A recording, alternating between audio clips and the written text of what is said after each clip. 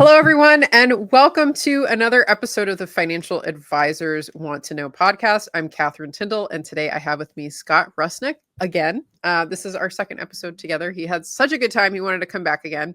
And I wanted him to come back again because I'm a big fan of EOS, the Traction Entrepreneur Operating System. It's something that we're implementing in our practice.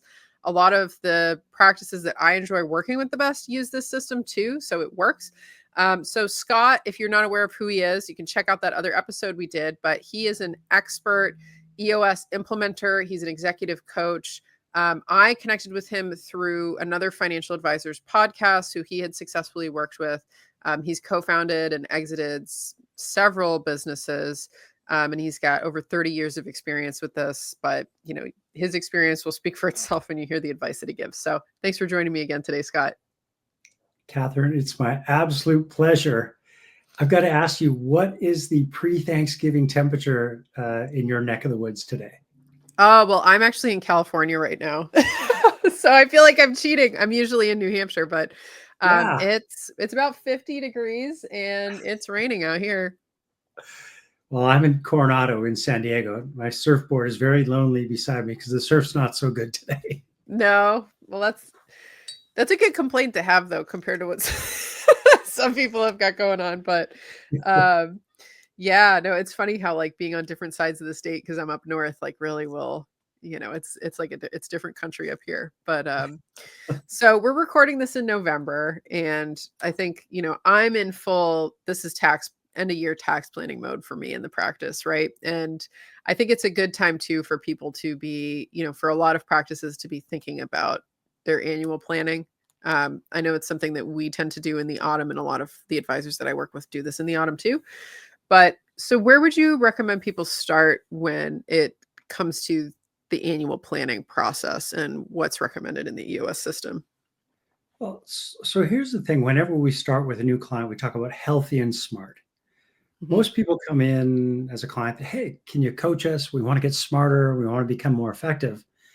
And to set your core target, your North Star, going, hey, in 10 years, we want to hit this certain measure. Well, that's kind of easy. That's table stakes. And then you back it up and say, well, here's where we want to be in 3 short years from now. And you look at it, well, what do we want to look like at the end of 2025? That stuff isn't as hard as the healthy part of healthy and smart. Mm-hmm. So healthy, open, honest teams have the foundation really digging into one of my favorite business books ever, written by Patrick Lencioni, called The 5 Dysfunctions of a Team.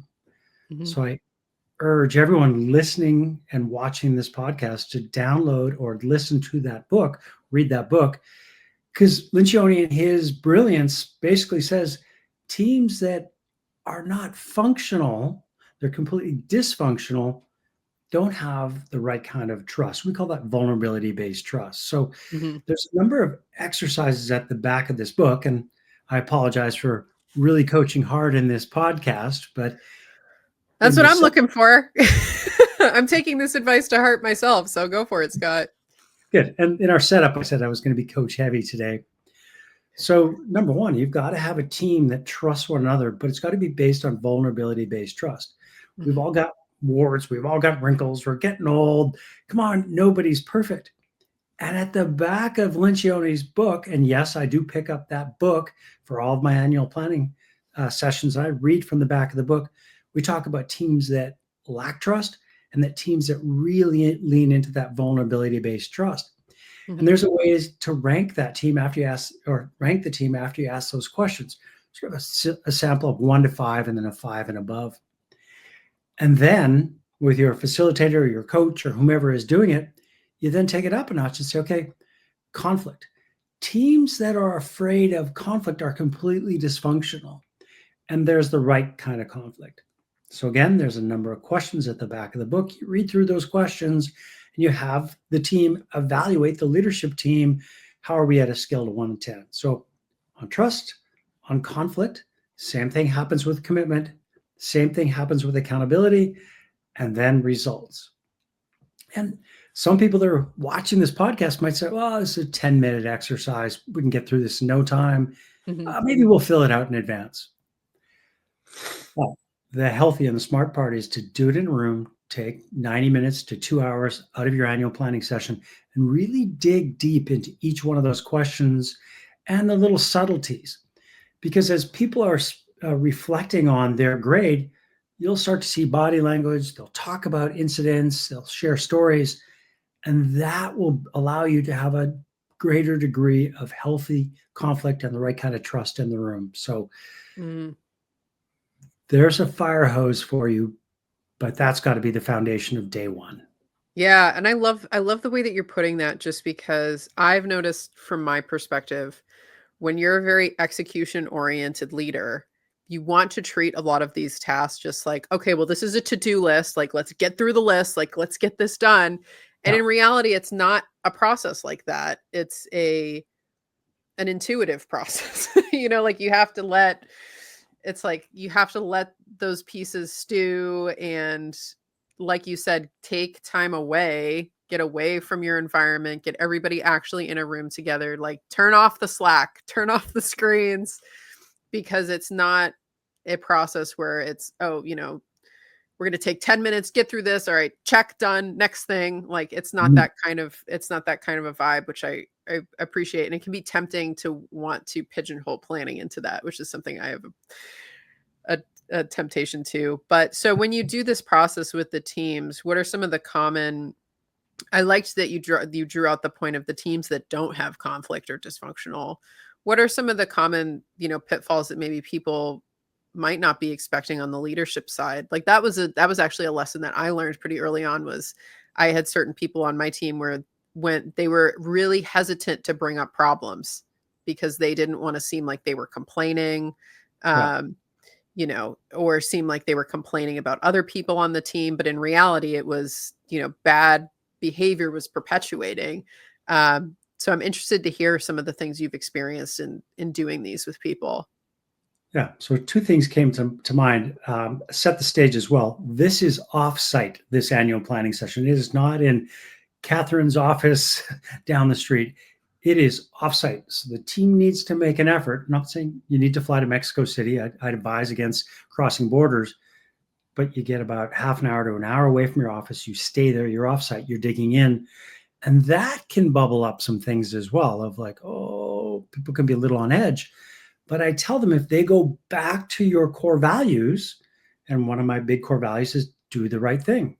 Then the next is do what you say, and then be humbly confident. Hey, as a leadership team, we do the right thing, and we raise these things to the surface, these issues. And when people show up a session early on and they're like, oh, we don't have any issues, I'll just say, you're mailing it in. And I think we need to take a break right now. We're going to go for a walk. Yeah. So I just help them rephrase what's going through their mind. So they've got to bring those 1 to hopefully not more than 10 big issues to the table, and we dig in. Yeah. Yeah. And I guess when you're working with advisors or, people on the professional services side, where the work is so personal. A lot of the times, like we don't manufacture widgets, and people's personalities and ability to deal with the clients, and a lot of soft skills involved, so much. What are some of the problems that maybe you see like recur typically, or, communication breakdowns that you tend to see in teams like that? Yeah. So you're in the world of tax. A lot of the people listening to this or watching this are financial advisors, or they own their own firm. And I let them know early on in the process, you're actually not in a tax business, Catherine. Just a newsflash. Yeah. You're not a financial advisor. You're actually in the human being world, and Yeah. we're just a bunch of people. That's your product, actually, and your service is tax. So that's the stumbling block, is people need to get out of their own way and realize they're in the people business. Yes. That is And when really true. leadership teams are able to take their foot off the gas, no ego, and be like, that's right, Catherine, you and I are just a bunch of human beings trying to do our best. That just takes the facade away. It just strips everything away, and it just settles the room down, and everything's on the table. Yeah, that's great. So what's kind of the next sequence in the cadence that you recommend people look at? Yeah. So I'll go straight to the session. So you check in, you put a little meat on the bone, you review the year, You talk about where we want to be in 10 years. Is that still accurate? 3, and a little bit of meat on the bone on 1 year. Then you go into that 5 dysfunctions exercise. And then I take it up one more notch. And Mr. Lincioni will sell a lot of books because of EOS, but we love him. The next book is The Ideal Team Player. And have people watch his TED Talk before that. It's about being hungry, humble, and smart. So when we're done that, we're typically halfway through the day and we take a couple hours. We go do something fun together, something a little bit odd and strange. We have a dinner that night. And then the next day we hit the ground running. It's almost like a regular EOS quarterly. We go review where we're at, what are our measurables, where our rocks going to be, reset the scorecard, talk about accountability chart, our values. And then at that point, people are duly exhausted by the end of day 2. And we just make sure that every quarter and every week they're checking in their level 10s, but every quarterly meeting, they're staying focused on all the good work we did at the annual, because that's the baseline for the rest of the year. Yeah, that's great. And when you, like, I guess for people who are not as familiar with EOS, like what are some of the differences between on the annual planning versus the quarterly planning, things that are maybe just unique to the annual planning side of things? Just a slight interruption in this conversation. I wanted to bring to your attention 2 things that are important for you to know. So, we're always at the mercy of social media algorithms. So, if you can subscribe to the show, that would mean a lot to me. Even more to me if you can leave a rating and let me know what you think about it. But we have a new newsletter that's coming out. It's going to be very active in 2025. That is specifically around tax issues that I'm seeing advisors face in their own practices, changes in legislations, and the pieces that I think are critically important for you to stay ahead of as an advisor with the new administration. So nearby, wherever you're interacting with this, will be the link of how to sign up for our newsletter. Also nearby will be the link to my LinkedIn, which is the best way to get in touch with me, learn more about what we're doing for advisors in the tax strategy and compliance work that we do, and also to get access to the various tools and interviews and things that I do, specifically designed to help you improve your practice, improve your own tax situation, etc. So let's get back to the episode, and thanks for tuning in. Yeah, so annual planning is 2 days offsite. Quarterly is typically 1 day, and quarterly is more about how are we going to chop wood? Like, let's look at the last quarter. How did we do? How are we going to reset that? So we pop our head up, kind of look around and say, okay, how are we going to reset so we can hit that 1-year goal, that 1-year target? So a quarterly is much more focused on looking back 90 days and then moving ahead the next 90 days. And when we set the stage with all of our teams, we talk about the 5 leadership abilities. And one of them is predicting. And predicting, we say you've got to predict long-term, which is just rocks, because you've already set your 1, your 3, and your 10, and then you predict short-term with your scorecard. So quarterly is more about that rocks and scorecard and teaching EOS tools. The annual is much more about that team health and making sure we're on the same page. Yeah. No, that makes a lot of sense. Do you have any specific scenarios? Not like the people's names or anything, but just scenarios that might help advisors kind of jog their mind for, different solutions that you found with some of these team dysfunctions that maybe crop up frequently on the annual planning side? Yeah. I find that, let's say it's a team of 5, and I'm going to use an actual team. I'm not going to say any names, but they brought someone in from the corporate world to run a specific department. This person, they come in, and EOS is very entrepreneurial, and I respect the corporate process and whatnot, but this person is always saying, oh yes, of course, of course, of course. I make sure that we check in, they realize it's real and raw, because sometimes they'll sit back and they'll have a certain presence of body language of, okay, we've got this. Yeah. And you can tell they're mailing it in. Yeah. And so I would advise getting a facilitator or a third-party coach. It doesn't need to be an EOS coach, but somebody in that room that can call it out, because it might be uncomfortable for Catherine or Scott in his own business to call that person out. But when you got a coach that you can fire or have them push you a little bit harder, it becomes so much easier to get to the source of truth and point things out. Yeah, no, that is such a good point. And it's funny, like there's other certain elements in the business, like something that I really like. I have an executive assistant who I love. And one of the things that I've loved about that relationship is it's sometimes being one step away from the action allows you to have a non-emotional response to things. Um, Yeah. and I've found, like, especially when doing planning things or talking about team issues or things like that point that you make of if it's an external person who's calling out that one team member, you're not having to be the one that's creating the bad blood, even though, you're noticing, you don't have to be the bad cop kind of a thing. Are there particular things that you've noticed maybe in teams that are going through, I think for a lot of advisors, especially when they start out solo, you're spinning so many plates, you're slowly professionalizing everything in the business. Everything it's like you're going from, like a firefighter in California just dropped in the middle of the fire to you're working your way through it. And, for teams that are, for advisors who aren't used to running big teams, or for advisors who are past those teenage years, they've got a couple people working for them, but kind of working through those teenage problems of working with a team.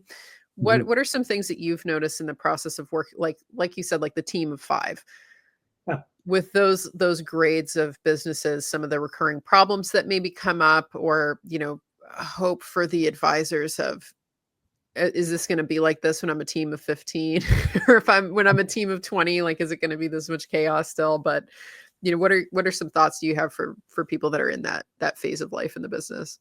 Great question. I'm going to get specific, and I'm going to name a firm name because I started with a firm called Asset Preservation Strategies in San Diego about Hmm. 5 years ago.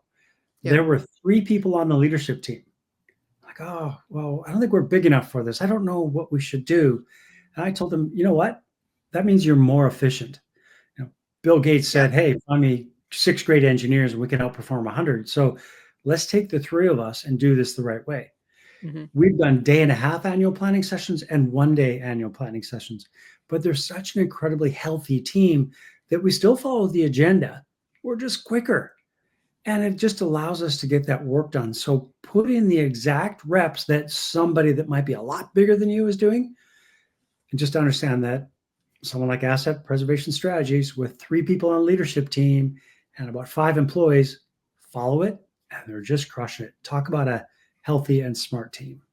Yeah, no, and that makes a lot of sense. Like, I think, something that I look on early on when I work with these advisor clients and I see certain behaviors, one of the things that I see, really early on in the planning is the ones where when they're small, but they're thinking about when they're going to be big, and like, how do we build these cadences now? They're not quite the bottlenecks in the business, but like, we don't want to be walking into the fires. Like, we don't want to be walking into the bottlenecks. Like, we want to have things structured. Do you have any advice for people who are maybe solo practitioners who have a goal to, they have a goal to grow, but I think Mhm. for a lot of people who are solo, the fear is, if I don't have things organized enough on my side, like, am I going to scale a mess? Like, am I just throwing bodies at problems rather than me becoming more efficient as a solo practitioner? Yeah. Maybe what's some feedback that you have for people that are maybe don't have a team, but still need to do annual planning for themselves? Yeah. So if it's just one person, I urge them to find a facilitator and walk through it. Again, it doesn't need to be an EOS coach. Find someone, because it's just like going to a gym. If it's, I've got to go see my trainer, the appointment's at 1 to 3, set the time and do it and commit. So find 4 or 5 hours and block off that day. Get away from the office, turn off all the noise, print out the agenda, and go back to all the things you want to accomplish, and have that coach or facilitator or whomever it may be poke holes in it, but guide you along so you do it the right way.